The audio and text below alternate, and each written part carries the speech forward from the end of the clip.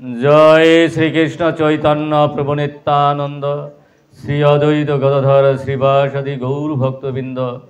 হরে কৃষ্ণ কৃষ্ণ কৃষ্ণ হরে হরে, হরে রাম রাম রাম হরে হরে। জয় গুরু, জয় নিতাই। এখানে উপস্থিত রয়েছেন আমাদের মন্দিরের সেক্রেটারি মহোদয়, বিশেষ করে খুলনা মন্দিরের প্রাক্তন সেক্রেটারি মহোদয় রয়েছেন। এরা অত্যন্ত বড় মাপের ভক্ত। আপনারা অনেকেই ভক্তবৃন্দ রয়েছেন। এই ভাগবতের কথা ভক্তের কৃপা না হইলে ভিতরে প্রবেশ করে না। প্রথমেই তাদের চরণে কোটি কোটি দণ্ডবাদ জানাই, কারণ এরকম মহান ভক্তদের কৃপা না হলে এই ভাগবতের তত্ত্ব হৃদয়ে প্রকাশ হয় না, মুখে আসে না, কানে শোনা যায় না। সুতরাং আপনারা যারা ভগবানের ভক্ত আছেন, অনন্ত অনন্ত কোটি দণ্ডবাদ জানাচ্ছি। কৃপা করবেন এই মহান দিনে এই ভগবানের কথা, ভক্তের কথা একটু শুনে জীবনটা যেন ধন্য করতে পারি। আর যার উপলক্ষে আমরা এখানে আসছি সে যেন তার পরম গতি লাভ হয় ভাগবত তত্ত্ব শুনে। আপনারা অবশ্যই জানেন গোকর্ণ এবং ধুন্দলি এবং ধুন্দকারীর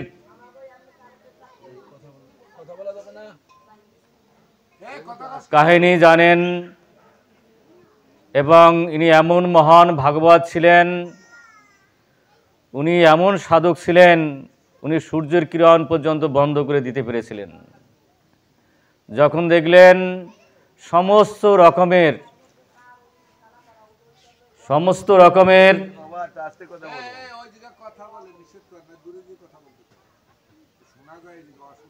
কর্মকাণ্ডীয় যত রকমের বিষয়গুলো ছিল, তার ভাই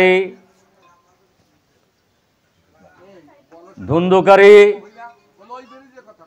এবং ধুন্দুলি তার মা, তার বাবা আত্মদেব, কোনোভাবেই তার উদ্ধারপ্রাপ্ত হচ্ছিল না,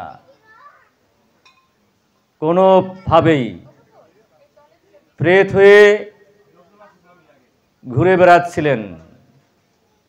তখন রেগে মেগে ভগবানের মহান ভক্ত গোকর্ণ সূর্যের কিরণ বন্ধ করে দিয়েছিলেন। তখন বললেন, এ কী করছো? যদি সূর্যের কিরণ বন্ধ হয়ে যায় জগৎ সংসার সব শেষ হয়ে যাবে। তুমি সিদ্ধ মহাপুরুষ,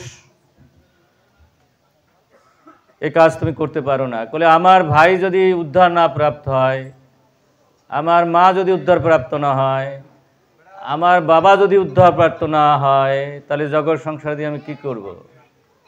তখন বললেন যে না, একটা ব্যবস্থা আছে।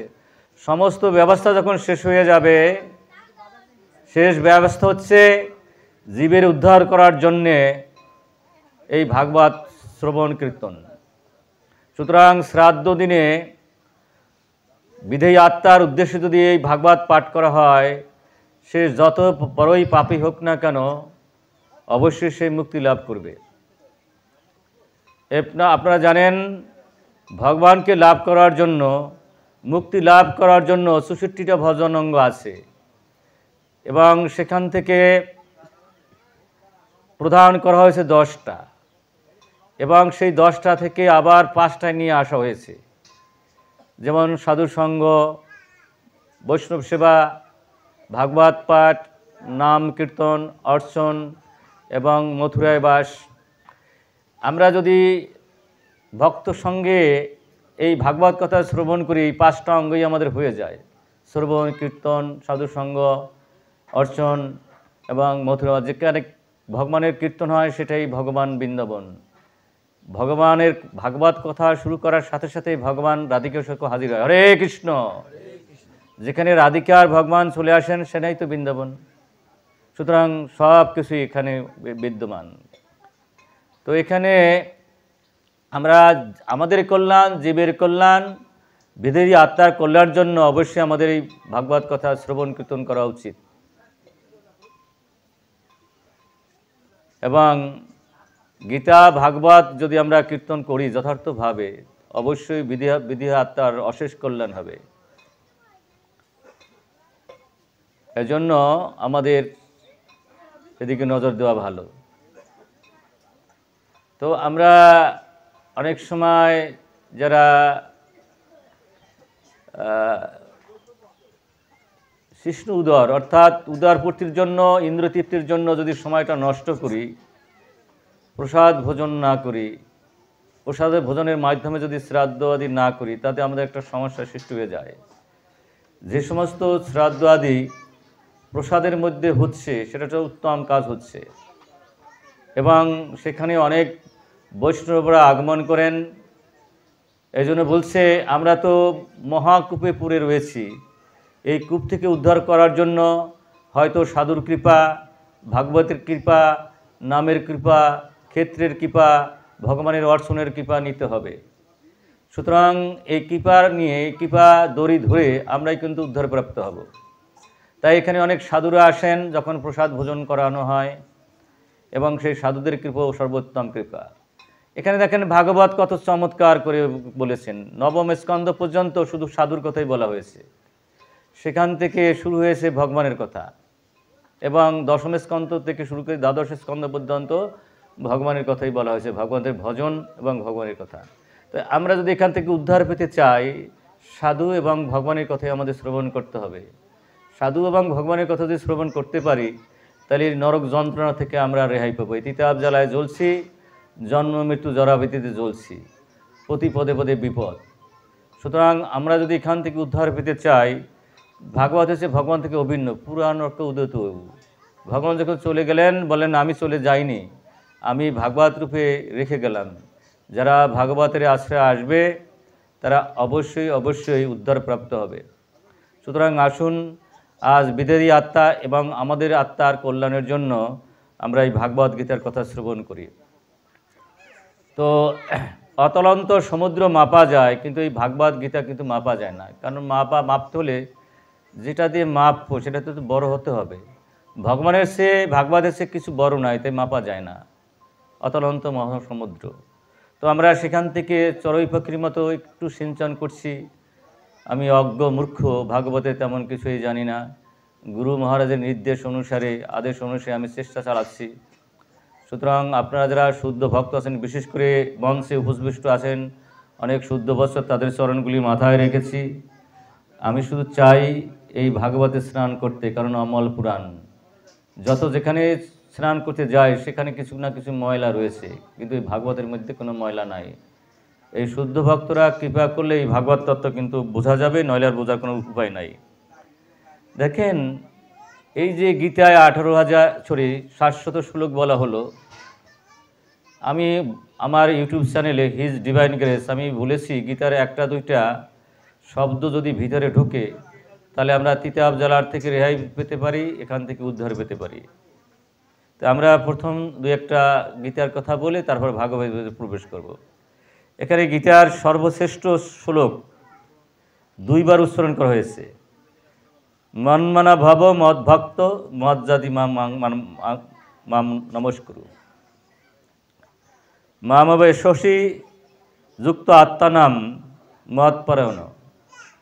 আমার বহু বছর কেটে গেছে, তারপরে আমি এই যুক্ত আত্মানাম শব্দটি বুঝতে পেরেছি, মদ পরায়ণ শব্দটি। গীতা এমন সহজ বস্তু নয়, মুখস্থ করলেও অনেক সময় বোঝা যায় না। তো এখানে বৈষ্ণবের কৃপা হলে সেটা সম্ভব। বৈষ্ণবের কৃপায় পায় সেই বিশ্বম্বর, ভক্তি বিনা জপ তপ সব অকিঞ্চিত কর। এখানে এই শ্লোকটা নবম অধ্যায়ের 34 নম্বর শ্লোক। আবার ওই একই শ্লোক আপনার 18 অধ্যায়ের 65 নম্বর শ্লোকে বলেছে একই কথা।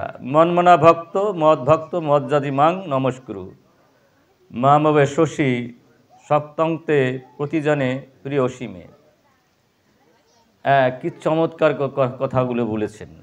কিন্তু বিষয়টা হচ্ছে, যতক্ষণ পর্যন্ত কর্মেন্দ্রিয়, জ্ঞানেন্দ্রিয়, মনবুদ্ধি, অহংকার বিষয়ে যুক্ত থাকে, তখন মনমনা হওয়া যায় না। বিষয় ভোগৈশ্বর্য পোশাক তানাং তয়জ চেত ব্যবস্থিত বুদ্ধি সমধমুন বিধয়তে। যখন সমস্ত ইন্দ্রিয় দিয়ে ভোগের মধ্যে থাকা হয় তখন হয় না। অহংকার অভিমান থাকলে তখনও হয় না। আমি আমার ভাব থাকলেও হয় না। দেহত্ব বুদ্ধি থাকলেও যথার্থভাবে এই মনটাকে ভগবানকে দেওয়া যায় না। সমস্ত ইন্দ্রিয় যখন ভোগে যুক্ত থাকে, বাসনায় যুক্ত থাকে, তখন মনটাই সেখানে ঘুরে বেড়ায়।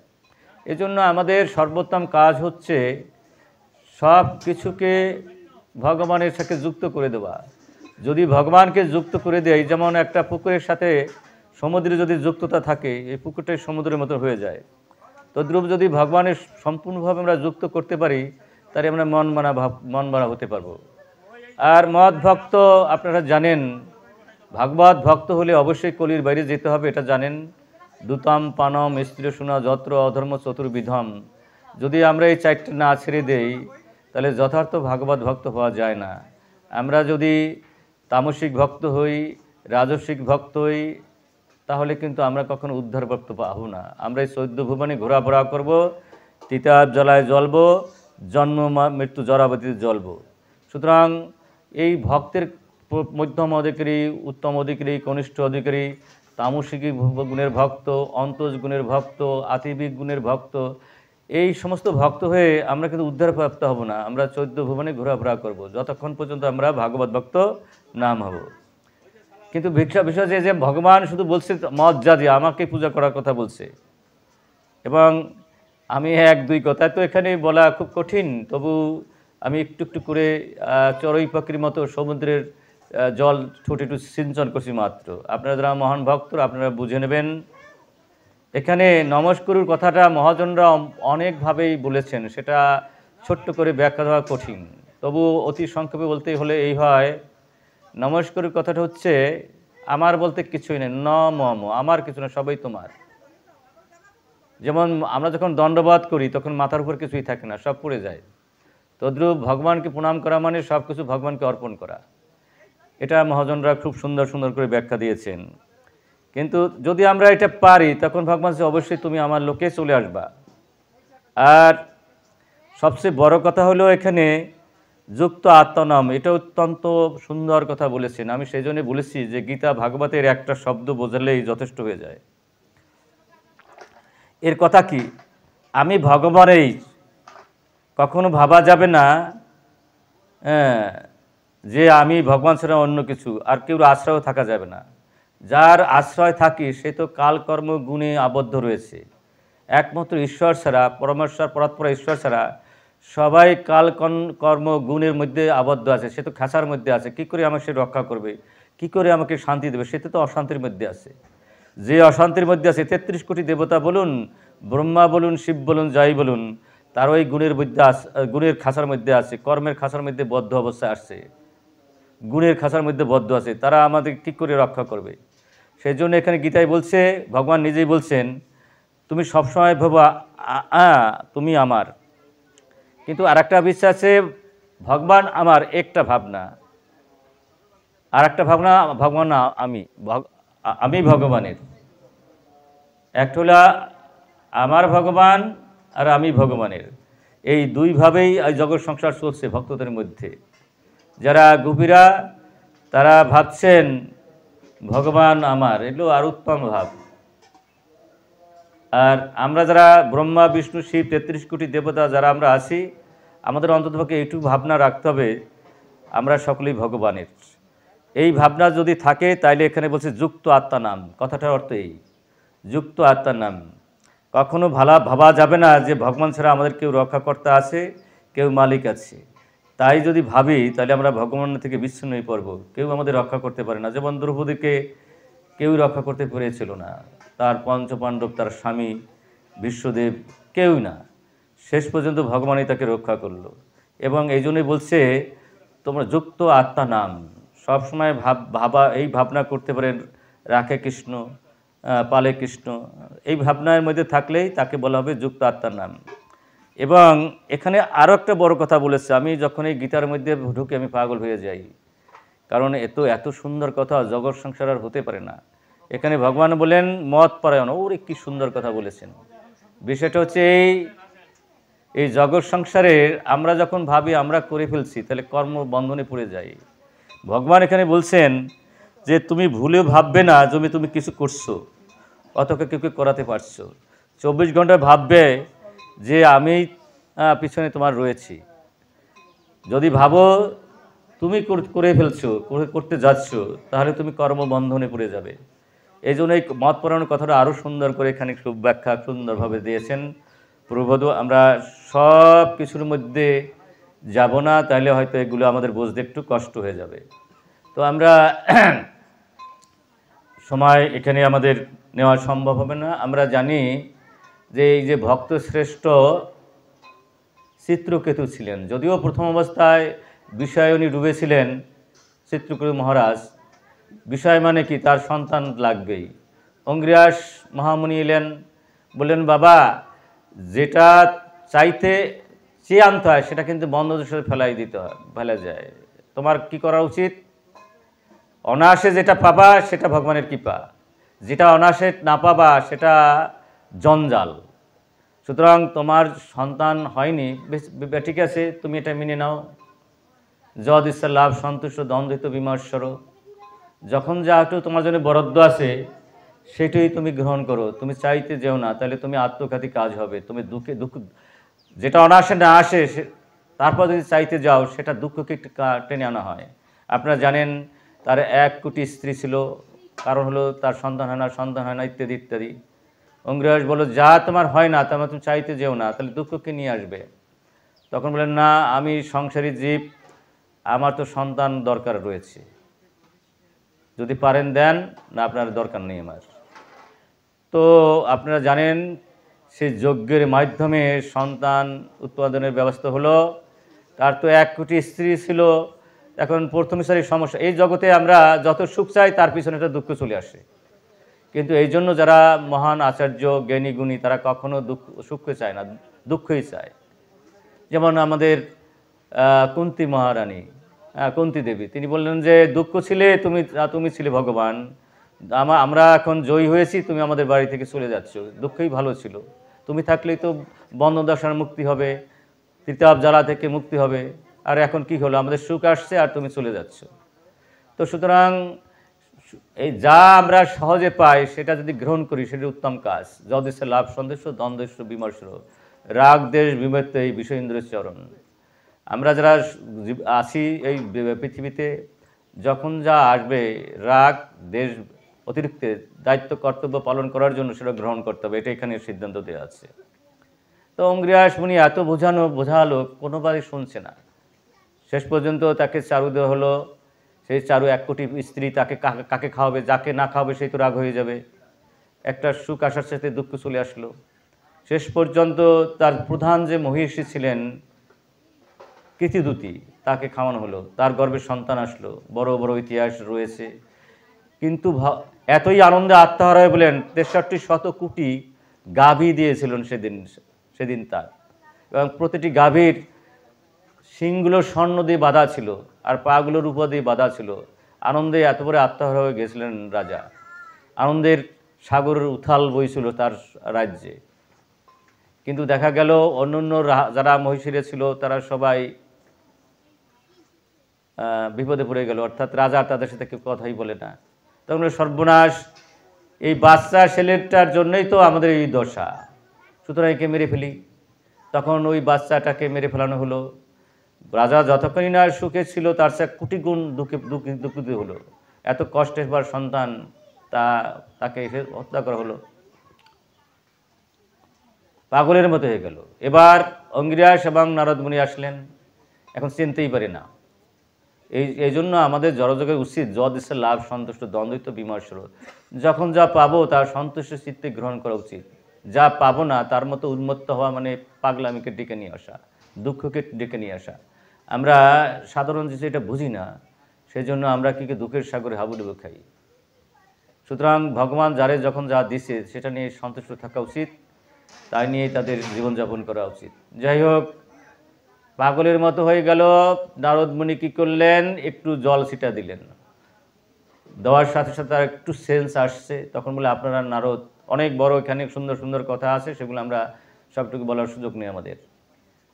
পরবর্তী সময় মৃত্যু পুত্রকে যখন জীবিত করা হলো, নারদ মুনি বললেন, এরে বাপ, তুমি শশাগ্রা পৃথিবীর মালিকের পুত্র, তুমি কেন চলে গেলে? তোমার বাবা তো দুঃখ পাচ্ছে।